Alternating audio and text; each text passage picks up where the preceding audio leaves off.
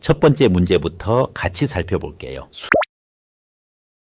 수영대회에서 대표 선발을 두고 1등한 청남이와 2등한 사양이 사이에 갈등이 생겼어요. 청남이가 부정 출발을 했다는 주장이 나오니까요. 이런 상황에서 교사인 저는 어떻게 해결할까? 이게 문제죠. 저라면 일단 결론부터 이렇게 말하겠어요. 이 상황은 모든 학생들이 공정하다고 느낄 수 있는 방식으로 해결하겠습니다. 그럼 어떻게 하냐? 먼저 사실관계를 철저히 확인해야겠죠. 예를 들어 대회 당시 영상을 판독하거나 심판이나 다른 학생들의 증언을 통해 부정 출발 여부를 정확히 파악할 겁니다. 만약 부정 출발이 맞다면 규정에 따라 사양이를 대표로 세우고 청남이에게는 왜 이런 일이 생겼는지 지도를 하겠죠.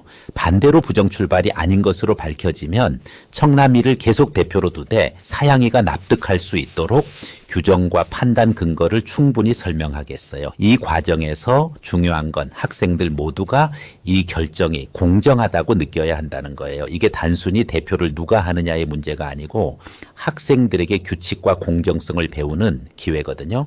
그리고 학생들 간의 갈등을 다루는 과정에서 서로의 입장을 이해하고 조정하는 경험을 쌓게 해주는 것도 교사의 중요한 역할이라고 생각합니다. 두 번째 문제는 학교의 존속 여부에 대한 의견을 묻는 질문이에요. 학교는 계속 있어야 한다는 의견과 학교는 이제 필요 없다는 의견이 맞붙는 건데 저는 결론부터 말할게요. 저는 학교는 반드시 존속해야 한다고 생각합니다. 학교가 있어야 한다는 근거로는 먼저 학교는 단순히 공부만 하는 곳이 아니에요. 학생들이 사회성을 기르고 공동체 의식을 배우는 공간이에요. AI가 아무리 개인 학습을 잘 도와준다고 해도 친구들과 함께 협력하고 갈등을 해결하는 경험은 AI가 대신할 수 없죠. 그리고 교사가 제공하는 인성교육과 정서적 지도가 아이들에게 얼마나 중요한지 생각해 보세요. 반면 학교가 필요 없다는 의견도 있어요. AI를 활용한 개인 학습이 가능하다면 학생들이 자기 속도에 맞춰 학습 효율을 높일 수 있죠.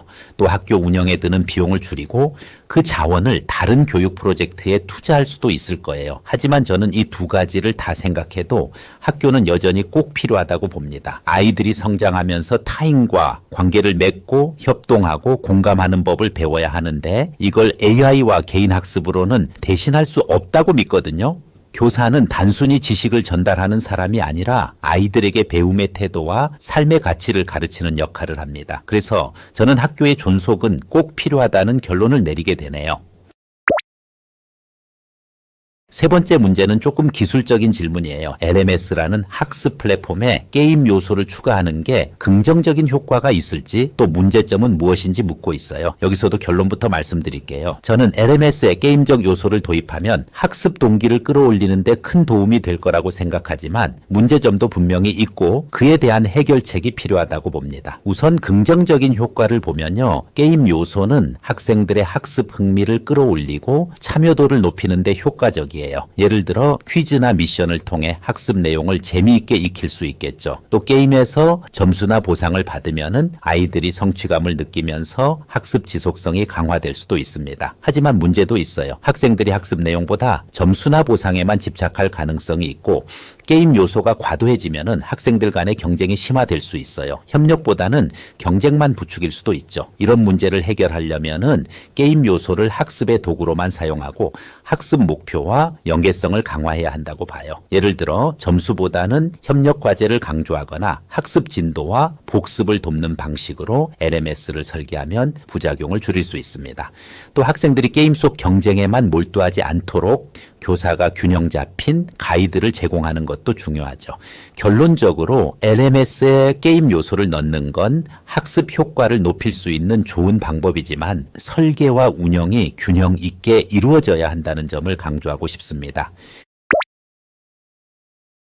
오늘은 서울교대 면접과 관련된 전반적인 내용을 하나씩 꼼꼼히 살펴봤습니다. 우선 서울교대 정시 전형에서는 수능 점수가 큰 비중을 차지한다는 점 기억하고 계시죠? 수능 점수가 당락을 좌우하는 핵심 요소지만은 2단계 면접 점수 역시 20%라는 적지 않은 비중을 차지하고 있기 때문에 면접 준비를 소홀히 하면 안 된다는 것도 여러 번 강조드렸어요. 특히 서울교대를 지원하는 수험생들은 수능 성적 차이가 크지 않기 때문에 면접에서의 소소한 점수 차이가 당락에 결정적인 영향을 미칠 수 있다는 점을 꼭 기억해 주세요.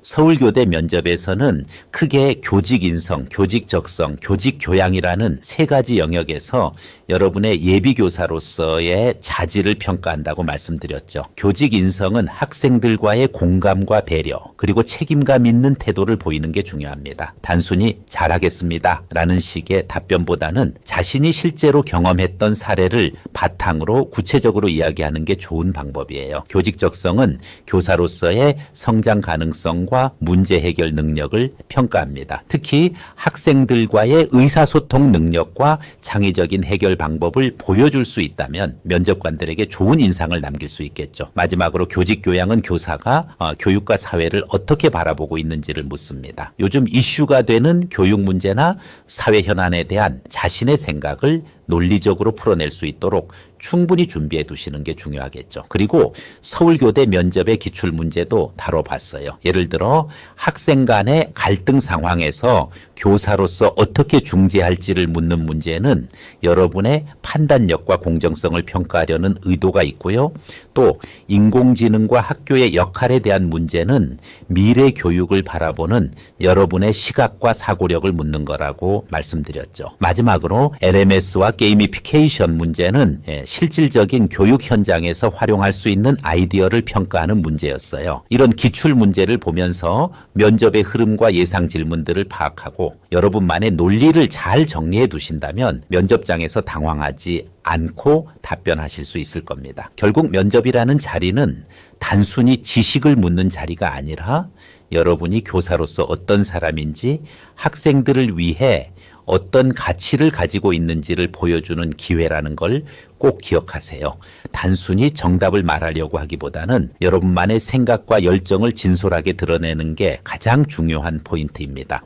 면접에는 정답이 없습니다. 반대로 말하면 여러분의 답변이 곧 정답이 될 수 있습니다. 단 논리적인 근거를 바탕으로 자신만의 개성을 담아야 가장 좋은 평가를 받을 수 있습니다. 그런데 여러분도 느끼셨겠지만 혼자 면접 준비를 하는 게 쉽지는 않을 거예요. 그래서 스쿨플러스에서는 모의 면접 과정으로 여러분의 면접 준비를 도와드립니다. 답변 논리 구성 기본기부터 교직 인적성 준비, 실전 모의 면접까지 10년 넘게 해온 프로그램으로 여러분의 교사의 꿈을 현실로 만들어 드리겠습니다. 특히 지방에 계시거나 시간적으로 강남역 스쿨플러스에 방문하기 어려운 학생들을 위해 인터넷 줌 프로그램이나 구글 미트를 이용한 온라인 면접 특강도 준비되어 있으니 잘 활용해 주시기 바랍니다. 온라인으로도 충분히 효과적인 준비가 가능합니다. 교대사대 교원대 입시 전문팀 스쿨플러스에서는 오프라인이든 온라인이든 여러분을 기다리고 있습니다. 오늘도 서울교대 면접 준비를 위해 많은 정보를 공유했는데요. 이 영상이 여러분의 준비에 조금이나마 도움이 됐다면 정말 기쁠 것 같습니다. 서울교대라는 꿈을 이루기 위해 노력하고 있는 모든 분들 끝까지 포기하지 않고 최선을 다해 주시길 진심으로 응원합니다. 다음 시간에도 다른 교대나 면접 준비와 관련된 유익한 내용으로 찾아뵐 테니 꼭 채널 구독과 좋아요도 눌러주시고요. 모두들 면접장에서 멋진 모습으로 좋은 결과 얻으시길 바랍니다. 항상 스쿨플러스였습니다. 여러분의 합격을 진심으로 응원합니다. 감사합니다.